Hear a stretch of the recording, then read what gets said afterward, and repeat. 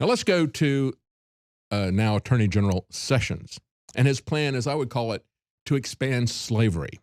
And the reason I say that is because if you don't have any property rights, you are the property. In a free society, you have property rights and you have a system of law that protects your property through due process if there are criminal actions. But as National Review pointed out in December, it was very troubling. We knew that Jeff Sessions was a pro-drug war warrior. We knew that he supported what is ridiculously called civil asset forfeiture. Folks, it is nothing but unconstitutional theft.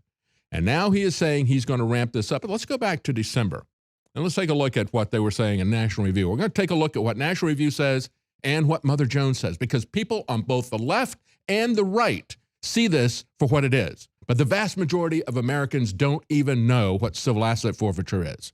I don't think Donald Trump knows what it is. I know that Megyn Kelly doesn't know. When she was here, I mentioned it to her, and she was puzzled. What is that? They don't even know because they don't care. And I want to give you an example because that's where you really understand what is involved here. In the National Review story, they're talking about a couple, Christos and Markella Sorovelis. They said the worst thing possible for them was losing their home. It was already paid for. They had a situation where their son, who was living at home, was arrested for selling a small amount of drugs away from home. Soon, they said, there was a knock on their door by the police who said, "We're here to take your house. You're going to be living on the street. We do this every day."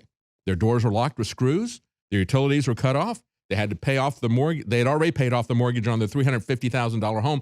That's why the police wanted it. That's why they would target it. That's how they're funding their police programs. It's a major source of funding for them. No crime had been committed at the home. The people who owned the home, the parents, were not even accused of this. And if you look at the documents, okay, the case against them was the Commonwealth of Pennsylvania versus 12011 Ferndale Street. Somehow, a crime had been committed by the house. And that's the essence of civil asset forfeiture.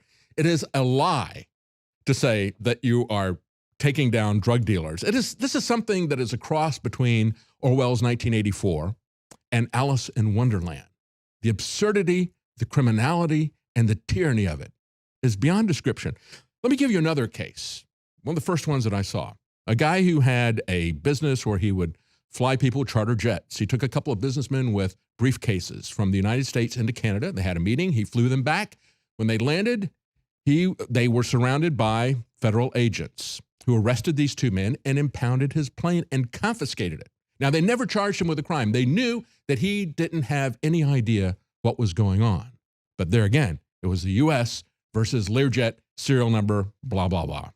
They confiscated his plane, which was his only source of income. He had to fight them in court to prove his innocence. He had to sue them civilly to get it because they didn't accuse him of a crime. They didn't find him guilty of a crime. They just confiscated his property.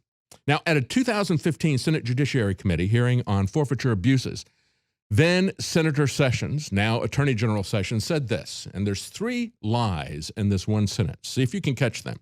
Taking and seizing and forfeiting through a government judicial process illegal gains from criminal enterprises is not wrong. He supports it. Now, what are the 3 lies in this? Number 1, there's not a judicial process. There is no due process being given to anybody. Number 2, there's no gain from the people who are having their assets forfeited like this. And the vast majority of these people are not drug dealers or people who have committed any crimes. They're people like I just told you about. That's where the vast majority of these are happening. And it is not a criminal enterprise. He's talking about civil asset forfeiture. So that in and of itself is a lie. To say that because this is a regulation that's created by the bureaucracy, it is now a civil matter. So you don't have the presumption of innocence. You don't have any due process. They can just take whatever they want. That's something that began with the IRS. It went on steroids with the war on drugs. And now we have every agency from the EPA to the FAA doing that kind of crap to people in America. That is simply wrong. It is theft. It is criminal operations from our government, from our Attorney General, who just has shredded the Constitution. He has rejected every principle that we have founded this country upon. The right to trial by jury, the presumption of innocence, all of these things that we enacted to protect ourselves from an over-the-top activist star chamber courts that we saw during the Middle Ages. That's all being brought back. And as we've had 24 different states do reform to shut down this kind of abuse from their local law enforcement, he's come up with a novel approach. They're calling this adoptive forfeiture. And under adoptive forfeiture, officials in states with restrictive forfeiture law, that would be 24 of them, can still seize property and hand it to the federal government. The federal government will confiscate it under federal law. The feds then return much of the property to the local authorities, usually about an 80% cut. During the Obama administration, the use of adoptive forfeiture decreased. Sessions' announcement signals that he will seek to reverse that trend. He said, "We hope to issue this week a new directive on asset forfeiture, especially for drug traffickers." Well, why wouldn't it be just for drug traffickers? That's what they told us it was just for drug traffickers. But no, it's really for everybody. And so he says, with care and professionalism, we plan to develop policies to increase forfeitures. No criminal, oh, wait a minute, they're not criminals. They're not charged with anything. They're not convicted of anything, right? No criminal should be allowed to keep the proceeds of their crime. They didn't commit a crime. Adoptive forfeitures are appropriate, as is sharing with our partners in crime. That's your federal government. Stay with us. We'll be right back.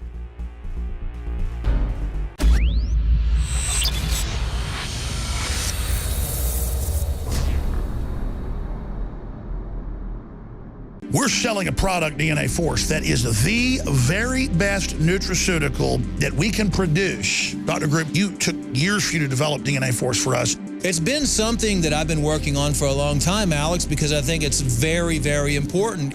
What the aging process is when the cell replicates, we lose a little bit of our telomeres. Telomeres are the little cups on the end of our chromosomes. And when it runs out, you start dying. We chose the PQQ because it has over 175 different clinical trials. It's one of the most effective substances in the world. It works like an antioxidant. It works to repair nerve growth factor. So this is a formula to deliver the maximum amount. It's in powder form. We have so many 5-star reviews. I take this. This is the product that I take. InfoWarsLife.com, and the profit we make, we fight the globals. We fight the New World Order. Secure your DNA Force today at InfoWarsLife.com or call toll-free 888-253-3139.